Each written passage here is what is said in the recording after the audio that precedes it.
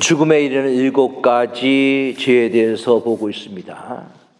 지난주에 보았던 교만, 그리고 오늘 말씀인 시기 또는 질투, 이렇게 같이 사용할 수 있어요. 시기, 질투, 분노, 나태, 탐욕, 탐심, 음욕, 7가지의 죄악. 그 7가지 죄악을 순수 한국말로 바꾼 것이 있습니다. 한번 제가 여러분들 소개시켜 드려 볼게요. 잘난 체, 뭐죠? 교만. 아이고 배 아파, 질투, 시기. 죽을래? 분노. 아 귀찮아, 나태. 더 뭡니까? 탐욕. 아이고 배 터져, 탐식. 밝히지 마, 음욕.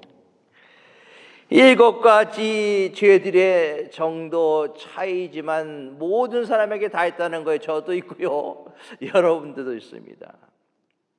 우리는 내가 더 잘난 줄 알고 남을 깔보지만 나보다 더 가진 사람이나 더 똑똑한 사람에게는 배아파하며, 그런 자존감 낮은 내 자신을 커버하려고 너 걸리면 죽어 하면서 일을 갈지만 일하기는 귀찮고 설거지하기 귀찮고, 그러다 굴러 들어온 돈과 횡재에 더 하면서 욕심을 부리고 미슐린 4스타 레스토랑에 가서 배 터지게 먹고, 배부르니까는 색을 밝히다가 폐가 망신할 수 있다는 사실을 우리는 분명히 알아야 된다는 것입니다.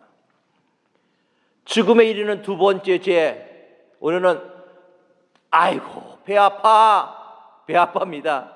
시기, 질투. 혹시 오늘 말씀을 통해서 시기, 질투 때문에 힘들어 하시는 분도 계실 거예요. 그렇죠? 내가 시기, 질투하는 것이 아니라 다른 사람이 나를 시기, 질투하기 때문에 힘들어 하신 분에게는 위로를, 그리고 다른 사람에게 시기, 질투가 있는 분들에게는 이 죄에서 승리하시기를 예수 그리스도의 이름으로 축원합니다. 우리 속담에서 사촌이 땅을 사면 뭐라고요? 배가 아프다라는 말이 있습니다. 남이 잘 되는 것들, 남이 잘 풀리는 것들을 시기하고 질투하는 습성들은 예나 지금이나 다 똑같은 것 같아요. 남이 잘 되는 꼴이라고 얘기하죠. 그렇죠? 우리가 흔히 얘기하기를 남이 잘 되면 잘 되는 건데, 우리는 잘 되는 것을 잘 되는 꼴 두고 못 보는 그런 심성을 갖고 있기 때문에 이것이 바로 죄 많은 우리의 인간의 모습이 아닌가 그렇게 생각합니다. 시기와 질투 똑같은 단어 같지만 조금의 차이가 있습니다. 여러분, 질투는요, 아리스토텔레스의 정의에 의하면 질투는 나 자신의 초점이 맞춰져 있어요. 그래서 내 자신의 초점이 맞춰서 이웃이 지닌 것에 내가 가지고 있지 못했을 때 슬퍼하는 감정이 질투다라고 아리스토텔레스는 얘기하고 있고, 이거에 비교해서 시기란 나의 초점이 아니라 타인에게 초점이 맞춰진 겁니다. 즉 자기가 갖지 못한 좋은 것을 이웃이 가진 것에 대해서 슬퍼하는 것이 바로 시기다. 그래서 질투를 가지고 있으면 그 질투 때문에 내가 좀 더 나은 방향으로 나아갈 수 있는 가능성이 있지만, 시기는 다른 사람이 가진 거에 대해서 내 마음이 아니라 다른 사람이 미워하기 때문에 내가 더 나은 방향으로 가기가 힘들다라고 그렇게 생각할 수 있습니다. 그러나 그 어떻든 간에 초점은 결국은 나보다 잘 되는 것을 내가 두고 못 보겠다라는 것입니다. 오늘 본문은 나보다 잘 되는 것을 두고 보지 못하고 시기와 질투심으로 귀신이 들려 살인을 시도하고 결국 자기의 인생을 망친 한 사람의 이야기, 바로 사울에 대한, 이스라엘의 첫 번째 왕인 사울 왕에 대한 이야기입니다. 6절과 7절을 봅니다.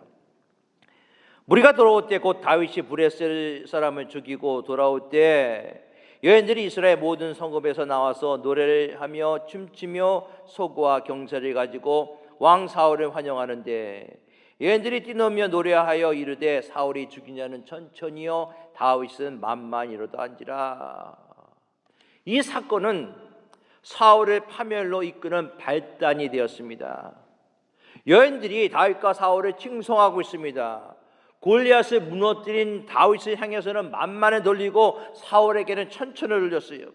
그러자 사울의 마음속에 숨겨져 있던 내면의 죄, 그 죄가 드러나기 시작했습니다. 바로 시기와 질투가 드러나기 시작하는 거죠.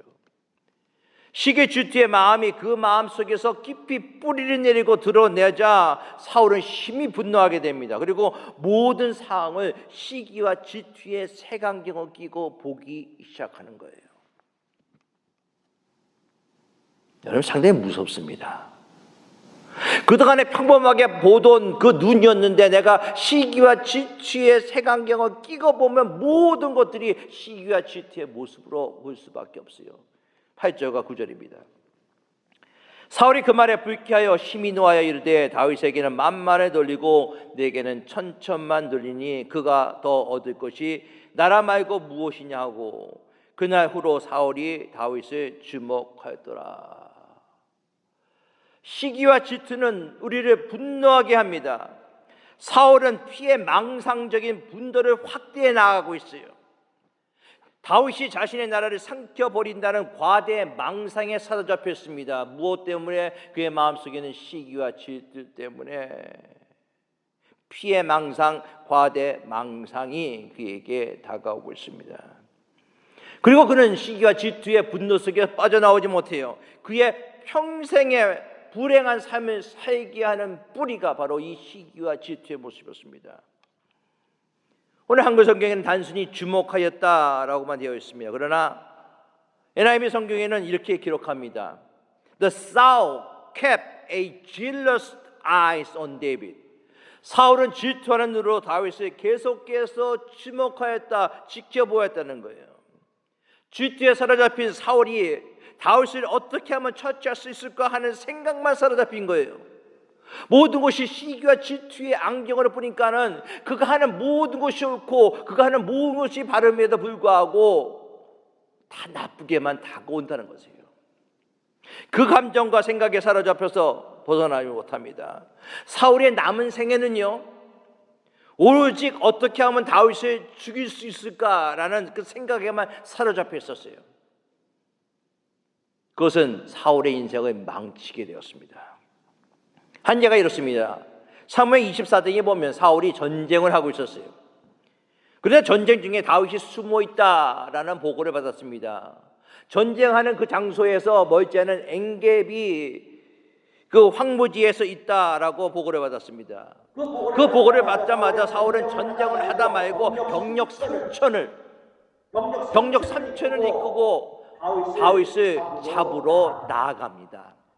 전장을 떠나서 엔게디 황무지로 다윗을 잡으러 나가요. 누가? 왕이. 시기 질투에 사로잡힌 사울이 왕의 직무마저도 제대로 하지 못합니다. 여러분들 나라꼴이 어떻게 되겠습니까? 전쟁이 어떻게 되겠습니까? 여러분들 시기 질투는 이처럼 무서운 거예요.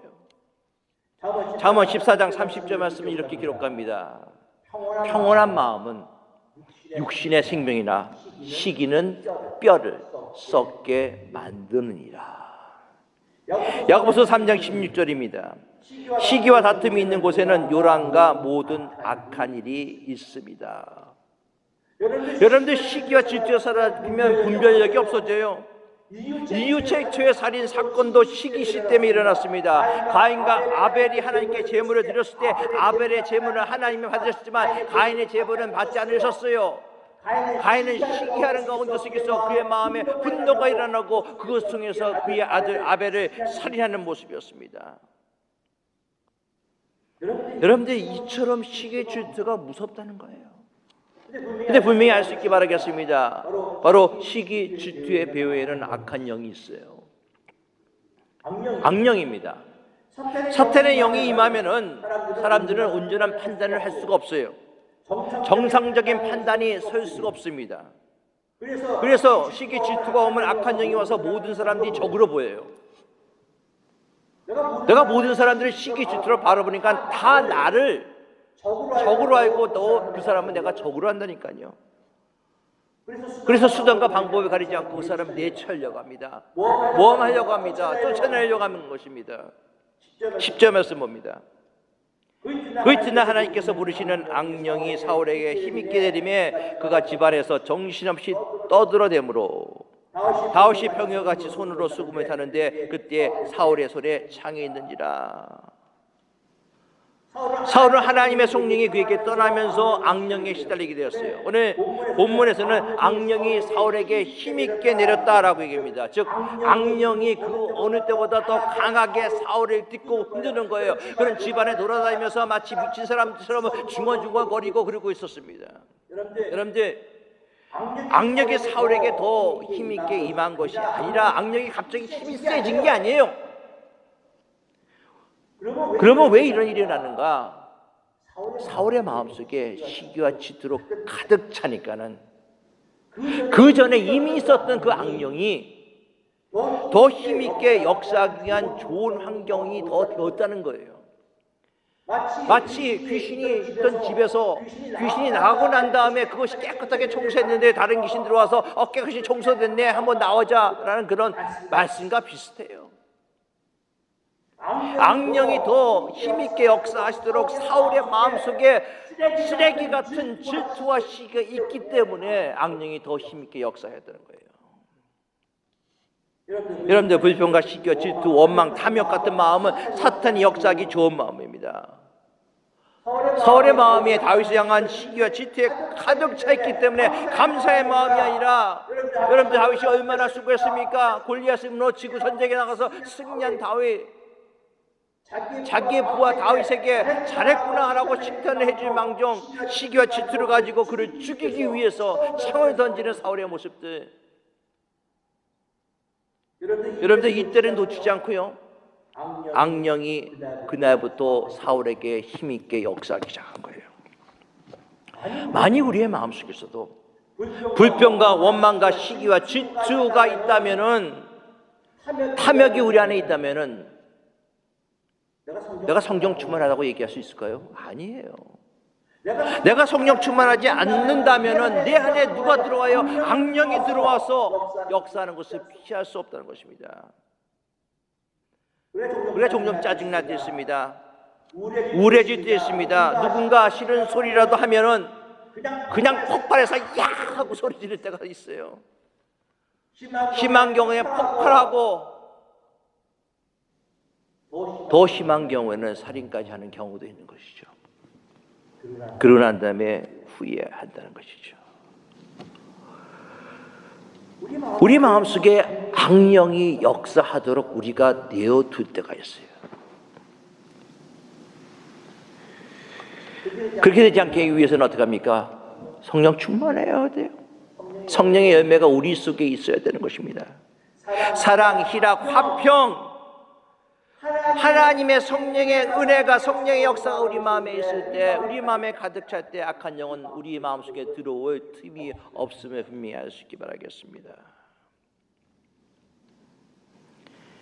시편 37편 8절 이렇게 얘기하고 있어요. 분을 끄치고 노를 버리고 불평하지 말라.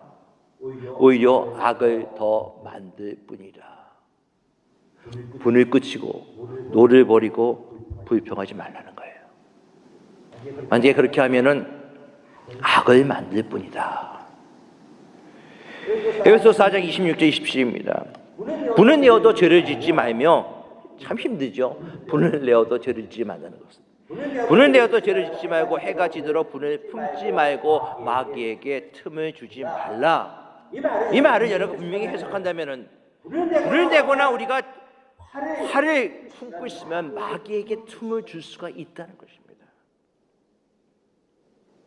11절 말씀입니다. 그가 스스로 이르기를 내가 다윗의 벽에 박으리라고 창을 던졌으나 다윗이 그 앞에서 2번 펴더라. 다윗은 사울이 악령에 시달리자 그를 치유하기 위해서 수금을 연주했어요. 이전에 했던 것처럼 수금을 연주할 때 악령이 조용해지고 잠잠해지는 그런 일이 일어났습니다. 사울이 정신없이 막 집안을 돌아다니며 떠듭니다. 위험한 순간이에요. 그러나 다윗은 사울을 위해서 자신이 할 수 있는 것을 할 뿐이었습니다. 사울이 자기에게 창을 2번씩이나 던졌지만 다윗은 아무 소리하지 아니하고 그 자리를 슬그머니 피합니다. 내가 하나님의 일을 할 때 종종 다른 사람이 시기와 질투로 나를 힘들게 할 때가 있어요. 정말 하나님을 사랑하고 교회를 사랑해서 교회에서 열심히 봉사하고 열심히 일하는데 장로 되기 위해서 그래? 누구 보이기 위해서 그래? 그렇게 하는 거 아니야. 많은 함께 교회 다니는 사람에게 내가 시기받고 질투받는 그런 일이 일어날 수가 있어요. 여러분들 그럴 때 어떻게 하시겠습니까? 오늘 본문에 나온 사울처럼 피할 수 있기 바라겠습니다. 악을 악으로 갚지 말고 선으로 갚을 수 있는 여러분들의 모습 될 수 있기 바랍니다. 로마서 12장 20절 말씀입니다. 내 원수가 줄이거든 먹이고 목마르거든 마시게 하라. 그리함으로 내가 숯불을 그 머리에 쌓아 놓으리라. 악에게 치지 말고 선으로 악을 이기라. 여러분들 원수를 사랑하라라는 것 사실 쉽지 않습니다. 힘듭니다. 누가 나를 힘들게 할 때 그 사람을 용서한다는 것이 쉽지 않습니다. 그러나 성령께서 함께 하시면 불가능을 가능케 하시는 성령께서 우리 안에 계시면 그것 또한 가능하다는 사실을 믿으시기 바라겠습니다. 그런 사람이 진짜 성도예요, 여러분. 다윗은 자기를 죽이려는 사울에게 원수를 원수로 갚지 않고 악을 악으로 갚지 않고 조용히 피합니다. 이 위에 성경을 보면요, 다윗은 사울을 죽일 기회가 있었어요. 엔게디 황무지에서 그 얘기를 했습니다. 그때 사울이 볼일을 보러 들어옵니다. 동굴에. 사울을 충분히 죽일 수 있었지만 그는 죽이지 않습니다. 하나님이 인정한 왕을, 하나님이 세우신 왕을 내가 죽일 수 없다라고 부활을 만류합니다. 여러분, 다윗이 이렇게 할 수 있었던 이유가 무엇인가? 오늘 본문은 이렇게 얘기합니다. 하나님이 다윗과 함께 하였더라. 12절 말씀입니다. 여호와께서 사울을 떠나 다윗과 함께 계심으로 사울이 그를 두려워한지라. 그러므로 사울이 그를 자기 곁에서 떠나게 하고 그를 천부장으로 삼음에 그가 백성 앞에서 출입하며 다윗이 그 모든 일을 지혜롭게 행하니라. 여호와께서 그와 함께 계시리라. 그러면 두 가지의 큰 대조가 나옵니다. 사울, 하나님이 떠났다. 다윗, 하나님이 함께 하신다. 사울을 떠났다는 거예요. 여러분, 하나님은 질투를 좋아하지 않습니다. 질투하는 자를 떠나가십니다. 시기하는 자를 떠나가십니다. 사울을 버리셨습니다. 하나님은 사울을 떠났고 다윗과 함께 하셨습니다. 사무엘상 15장 35절은 이런 말씀이 있어요. 사울이 죽는 날까지 사울을 다시 가서 보지 아니하였으니 이는 그가 사울을 위하여 슬퍼함이었고 여호와께서는 사울을 이스라엘 왕으로 삼으신 것을 후회하였더라. 사울에게 크게 실망한 하나님은 사울을 떠나신 거예요. 여러분들, 하나님께서 떠나시면 그것으로 끝이다. 아닙니다. 그에 따르는 것이 있어요. 바로 악령이 들어와요. 하나님이 떠났으니까 악한 영이 들어올 수밖에 없습니다. 이것이 사울의 모습이에요. 여러분들, 어떠한 일이 있어도 하나님을 떠나게 하시면 안 돼요. 다윗은 하나님이 함께하는 사람입니다. 사울을 통하여 하나님의 심판이 무서운 것을 다윗은 알았어요. 다윗이 여러분들 밧세바와 간음와서 범죄하고 난 다음에 그가 하나님 앞에서 기도하였습니다. 시편 51편 말씀에 하나님이여 내 속에 청한 마음을 창조하시고 내 안에 정직한 영을 새롭게 하소서. 나를 주 앞에서 쫓아내지 마시옵소서. 주의 성령을 내게서 거두지 마시고 주의 구원의 즐거움을 내게 회복시켜 주시고 자원하는 심령을 주사 나를 붙드소서. 하나님이 떠난다는 것이 얼마나 무서운 것인 것이 다윗은 이미 알았다는 거예요. 하나님 앞에 쫓겨나는 것이 얼마나 무서운 것인지 사울을 통해서 이미 봤기 때문에 그가 밧세바와 간음에서 책망 받았을 때 하나님 나를 떠나지 마소서, 하나님 나를 버리지 마소서, 그렇게 기도하고 있다는 것입니다. 여러분들 하나님이 떠나신다는 거, 하나님이 성령을 거두신다는 것이 얼마나 무서운 것인지 알 수 있기 바라겠습니다. 여러분의 삶은 어떻습니까? 여러분 하나님이 함께 하시는 삶을 살고 계십니까? 성경은 하나님의 마음에 합한 사람이라고 다윗에 대해서 얘기하고 있어요. 하나님의 마음에 든 사람, 하나님이 함께하는 사람, 바로 여러분이 다 되시기를 예수 그리스도의 이름으로 축원합니다. 다윗은 하나님이 함께하기 시작했어요. 그러나 사울에게서는 하나님이 떠났습니다. 이 사건이 이들을 어떤 방향으로 가는가 연결시키는 놀라운 열쇠가 됩니다. 하나님이 함께하는 사람, 하나님이 축복해 주십니다. 하나님은 임마누엘의 하나님이십니다. 바로 임마누엘 하나님이 여러분들과 동행하고 여러분들과 함께하는 그런 삶을 살아가기를 예수 그리스도의 이름으로 축원합니다. 다른 사람은 다 몰라 한다 하더라도, 다른 사람은 나를 손가락질한다 한다라도, 다른 사람은 나를 시기와 질투로 쳐다본다 하더라도 임마누엘 예수님, 임마누엘 하나님이 여러분들 지켜주시고 여러분들 보호하시고 여러분들과 함께하여 주신 줄 믿으시기 바라겠습니다. 하나님이 함께해야 돼요. 아브라함이 가나안 땅에 도착해서 여러 가지 힘든 일을 많이 당합니다. 그렇죠? 약속의 땅 도착했고 믿음의 땅 도착했지만 힘든 일이 있어요. 기근을 만나서 애굽으로 피신하고 사랑하는 조카 롯과 다툼으로 헤어지고 조카 롯이 붙잡혀가고 그리고 그를 구하고 하갈과 이스마엘, 소돔과 고모라, 죄악과 불의 심판, 아비멜렉의 다툼, 이삭의 출생, 수많은 일들이 아브라함에게 다가오고 있습니다. 그 과정을 지켜본 이방인 아비멜렉이 아브라함을 찾아와 이렇게 얘기합니다. 창세기 21장 22절이에요. 내가 무슨 일을 하든지 하나님이 너와 함께 계시도다. 여러분 그렇습니다. 우리가 무슨 일을 하든지 어떤 일을 만나든지 하나님이 함께하는 삶을 살아야 된다는 거예요. 하나님이 함께할 때 승리의 삶을 살 줄 믿으시기 바라겠습니다. 하나님이 함께할 때 더 큰 복이 우리에게 임할 줄 믿으시기 바라겠습니다. 하나님이 함께하는 삶. 여러분 하나님이 알지 못했던 이방인이 아비멜렉의 입을 통해서 내가 무슨 일을 하든지 하나님이 너와 함께 계시다 칭찬의 말을 아브라함이 들었어요. 우리 주변에 있는 사람들이 여러분들 바라볼 때 아 그렇구나 당신은 하나님이 함께 계십니다 라고 이야기하는 여러분이 다 되시기를 예수 그리스도로 축원합니다. 15절 16절이에요. 사울은 다시 다윗이 크게 지혜롭게 행함을 보고 그를 두려워함으로 온 이스라엘과 유다는 다윗을 사랑하였으니 그가 자기들 앞에 출입하기 때문이라. 사울은요 다윗이 더 큰 인기를 얻을까 봐 두려워했다. 그래서 그를 강등시켜버려요. 천부장으로 강등시켜서 전쟁터로 내보냅니다. 그러나 전쟁하다가 싸우다가 너 죽어라 라는 그런 마음으로 내보내는 거예요. 그러나 하나님이 기회에 함께 하자는 사실 모든 사람이 다 알았어요. 그리고 모든 일을 지혜롭게 하기 때문에 많은 이스라엘 사람들이 그를 사랑하였다라고 얘기하고 있습니다. 오늘 본문에서 15절 16절에 사울은 다윗을 두려워하였다라고 얘기하고 있어요. 사랑하는 성도 여러분, 우리는 누구를 두려워하면서 살아가야 될까요? 믿는 사람들은 사람을 두려워하지 않기를 바라겠습니다. 하나님을 두려워하시기 바라겠습니다. 하나님을 두려워한다는 것은 하나님을 경외한다는 거예요. 잠언 3장 5절과 7절입니다. 너는 마음을 다하여 여호와를 의뢰하고 내 명철을 의지하지 말라.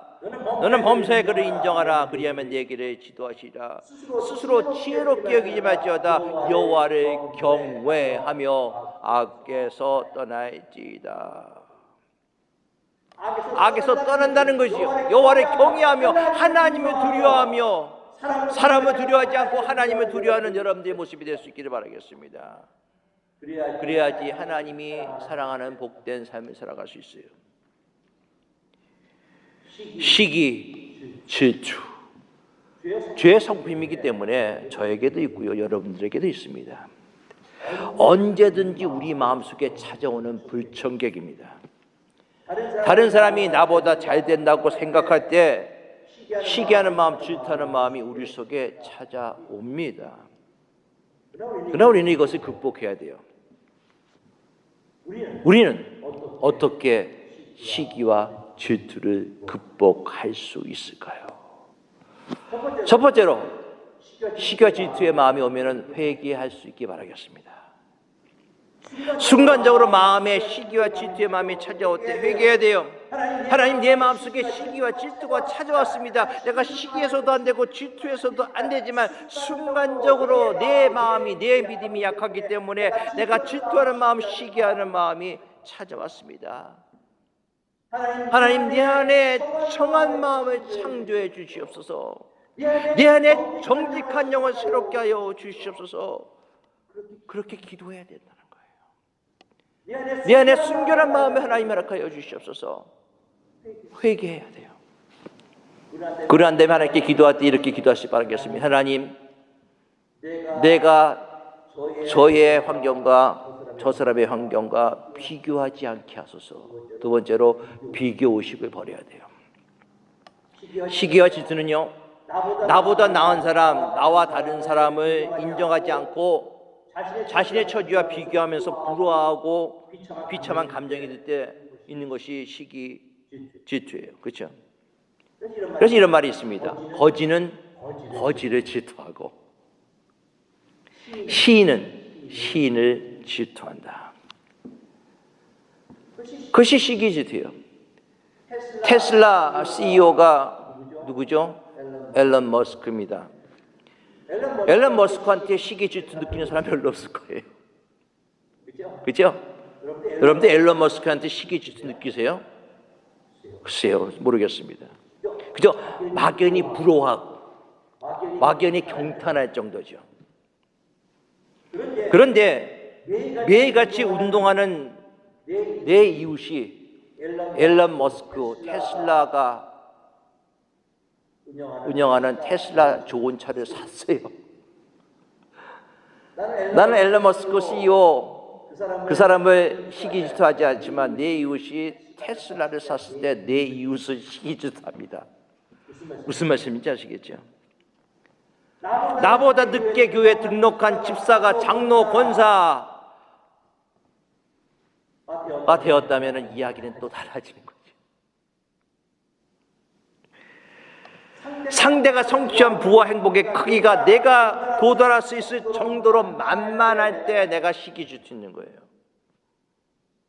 내가 왜 넘볼 수 없는 상대 속에서는 시기 질투가 일어나지 않습니다.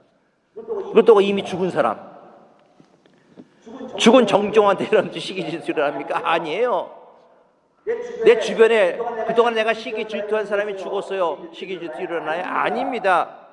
왜? 죽은 사람하고는 경쟁하지 않죠. 동시대에 사는 같은 분야에 종사하는 사람에게 질투가 한결 커집니다. 질투는 시간적이나 공간적으로 나와 가깝고 내용이나 크기로도 만만할 때 더 폭발하기 쉬운 것이 질투예요. 생판 모르는 사람이 땅을 산다고 보세요. 여러분, 질투 안 합니다. 누가 땅을 사면 질투해요? 사촌이 땅을 사니까 질투해요. 비교 의식입니다. 그렇기 때문에 타인과 비교하지 말고 나의 특성을 인정해야 돼요. 하나님은 이 세상 인류를 만들 때 어떤 사람도 똑같이 만든 사람 없어. 심지어는 쌍둥이 줘서도 여러분들 다르다는 사실 알잖아요. 여러분, 이 세상의 유일한 존재의 모습입니다. 비교의식이 아니라 창조의식을 가져요. 하나님 여러분들 만드실 때 신묘막측하게 fearfully, wonderfully 만드셨다는 사실을 내가 알게 될 때 나는 다른 사람들과 비교 대상이 될 수가 없어요. 나는 가장 나다운 사람이 돼야 돼요. 여러분, 무슨 말씀인지 알겠어요? 자존감을 높일 수 있게 바라겠습니다. self-esteem이에요. 나의 장점을 인정합니다. 하나님이 나를 이렇게 만드셨구나. 정말 잘 만드셨구나. 그것을 인정하게 될 때 여러분들 우리 마음속에 시기, 질투가 없어지게 되어졌습니다. 마지막으로 내가 시기하고 질투하는 대상을 축복할 수 있게 바라겠습니다. 축복하세요. 시기심을 치유할 수 있는 방법은요, 나의 시각으로 바라보는 것이 아니라 하나님의 시각으로 바라봐야 돼요. 내 눈에 쓰여있던 색안경, 시기 질투하는 색안경을 벗어야 돼요. 벗고 난 다음에 하나님의 시각, 하나님의 시선으로 내가 바라보게 될 때 시기 질투가 없어집니다. 사울은 자신의 시각으로 다윗을 바라보니까 시기하고 죽이려고 하는 거예요. 그러나 다윗이 뭡니까? 하나님이 미리 정해 주신 메시아를 오게 하는 그런 라인이 다윗의 라인이 아닙니까? 하나님의 시각을 바라본다면 시기하는 것이 아니라 오히려 사랑하고 격려하고 축복해야 돼요. 내가 가지고 싶은 것을 가지고 계신 김지사님, 김장로님, 하나님이 사용하고 계시다는 것을 인정하면 되는 것입니다. 내가 부러워하는 돈을 많이 갖고 계시는 이건사님, 내가 추구하고 있는 권력을 갖고 있는 박지사님, 하나님이 사용하고 계시다는 것을 인정하면 돼요. 그렇다면 내가 그것을 안다면 그 사람을 시기하고 질투하는 것이 아니라 그 사람을 축복하고 하나님 앞에서 더 쓰임 잘 받을 수 있도록 기도하면 된다는 것입니다. 사촌이 땅을 사면 배가 아픈 것이 아니라 사촌이 땅을 사면 축복해 주시기 바라겠습니다. 그래야지 시기심에서 벗어나요. 여러분들 사명감을 가지고 있기 바라겠습니다. 내가 사명감을 가지고 있으면요 시기 질투가 없어져요. 사명감을 붙들고 있는 바울, 어떤 경우에도 시기의 늪에 빠지지 않았습니다. 어떤 사람은 투기와 분쟁으로, 어떤 사람은 착한 뜻으로, 어떤 사람은 순조치 못한 방법으로, 다툼으로 그리스도를 전파하고 있습니다. 그때 바울이 뭐라고 얘기합니까? 사도 바울이 그러면 무엇이뇨? 외모로 하나 참으로 하나 무슨 방도로 하든지 전파되는 것은 그리스도니 이로써 내가 기뻐하고 또한 기뻐하니라 라고 얘기하고 있습니다. 세례 요한은 그렇게 얘기합니다. 바로 예수 그리스도가 흥하여야 하겠고 나는 쉬어야 하겠다라고 얘기를 하고 있습니다. 사명감에 사로잡힌 사람들은 시기 질투가 일어날 수 없어요. 하나님이 그 사람을 사용해서 하나님의 나라를 완성시키는구나. 하나님이 그 사람의 그 모습을 보고 내가 시기 질투가 아니라 나를 다듬기 위해서 그런 모습을 보이게 해주시는구나. 내가 더욱더 하나님 앞에서 기도하고 시기 질투 버리고 하나님 앞에 쓰임받고 하나님이 함께하는 삶을 살아갈 때 하나님이 나를 사용해 주실 거라 하는 그런 믿음을 가지고 살아갈 때 우리 마음속에 있는 시기 질투가 없어질 줄 믿습니다. 사랑하는 성도 여러분, 배 아파하지 마세요. 내가 배 아파하는 환경을 가지고 있는 사람들을 축복해 줄 수 있기 바라겠습니다. 그럴 때 하나님이 오늘 다윗에게 함께 하셨을 때 다윗을 축복해 주신 것처럼 여러분들을 축복해 주실 것입니다. 기도하겠습니다. 아버지 하나님, 우리 마음속에 있는 시기와 질투가 일어날 때 회개하게 하시고 또한 우리 안에 있는 비교의식을 없애버리고 하나님의 나를 놀랍게 창조하셨다는 창조의 법칙을 알고 우리에게 주신 소명, 사명을 기억하고 세상에 나아가 하나님의 말씀에 증거하는 믿음의 귀한 성도들 다 되게 허락하여 주시옵소서. 주 예수 그리스도의 이름으로 감사하며 기도드리옵나이다. 아멘.